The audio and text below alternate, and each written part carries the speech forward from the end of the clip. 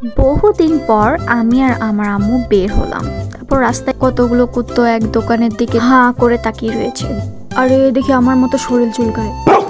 তারপরে সামনে আসে দেখি একটা গ্যাঞ্জাম লাগছে আর একটা আঙ্কেল আঙ্গুল তুলে কথা বলছে। সবাই আমরা হাঁ করে তাকিয়ে রয়েছি। যাই হোক, সবকিছু ইগনোর করার পরে আমি আবার সামনে চলে যাচ্ছি। সামনে চলে গিয়ে দেখি যে একটা কার ছ্যাঁচড়ার মতো দাঁড়ায় আছে। তারপর দুটা ট্রাক আসার পর আমার ভুল ভেঙে গেল। দুইটা ট্রাক তো চলে গেল, তবুও এই গাড়িটা ছ্যাঁচড়ার মতো দাঁড়িয়ে আছে, একদম আমার বান্ধবীর এক্স এর মতো। তারপরে দেখি কি যে না সরতেছে।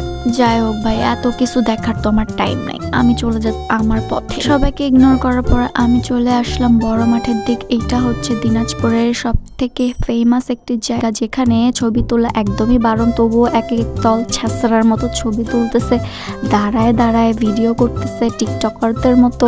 মাঝখানে একটা গরু আছে। ভাই এসব দেখে আমার কোনো লাভ নাই ভাই, আমি তো জাস্ট আপনাদেরকে দেখাইলাম। এই ঘোড়ার গাড়ি দেখে তো কিছুক্ষণের জন্য ভেবে ফেললাম যে আমার জামাই আমাকে নিতে আসছে। পরে ভাবলাম যে ও না, আমার তো বিয়েই হয়নি। তারপর দেখি কয়েকটা পিচি পতেঙ্গা উড়ায়। তারপর লাইফে ঝুঁকি নিয়ে ড্রেন পার করে আমি আমার আম্মুর কাছে গেলাম। এখানে এসে দেখি বিশাল এক বট গাছের নিচে এক আন্টি উকি মারে কার দিকে জানি নজরদারি করছে।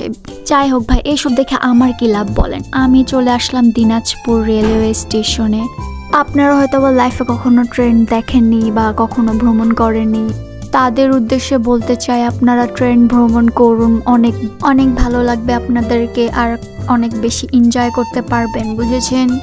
ওকে, এত কথা বলতে বলতে আমার এত বেশি ক্ষুধা লাগছে, তাই আমি হোটেলে খাইতে চলে আসছি আম্মু সহ। সো আপনারা নজর দিবেন না।